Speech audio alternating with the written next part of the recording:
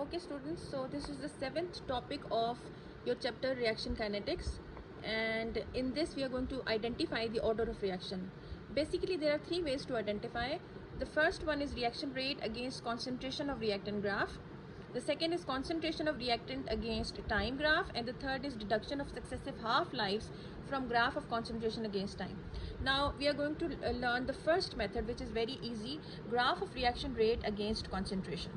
Now you can see this is the y-axis and this is reaction rate, this is the x-axis, this is concentration of reactant.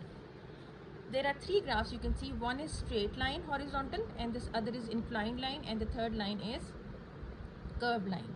A graph of reaction rate against concentration tells us whether a reaction is zero, this is zero order, first order or second order with respect to a particular reagent. It is very rare to obtain an order with respect to a particular reagent higher than second order. So let's explain it with the help of examples. This is the zero order reaction. This is ammonia and it is decomposed into nitrogen and hydrogen in the presence of tungsten. This is a zero order reaction. Rate equals to K, the concentration of ammonia, that is reactant raised to the power 0. And students, the plot of the reaction rate against concentration is horizontal line. Okay, this is horizontal line, that is the straight line.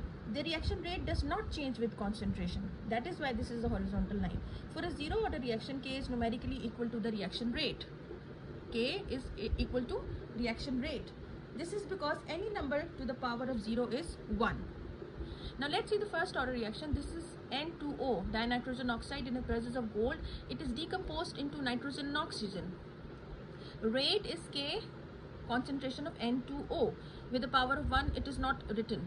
It is understood that it is raised to the power 1. Now the plot of reaction rate against concentration is an inclined line. This is the first order reaction.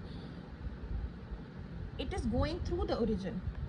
Okay, the rate is directly proportional to the concentration of N2O, so doubling the concentration of N2O doubles the rate of reaction. Now this is a second order reaction. Let's see the example. This is NO2, nitrogen dioxide plus carbon monoxide. It produces nitrogen oxide and carbon dioxide. This is the second order reaction. So rate equals to K, concentration NO2, that is the reactant, raised to the power 2. Now the plot of reaction rate against concentration is an upwardly curved graph like this. Okay, in this case reaction rate is directly proportional to the square of the concentration of NO2.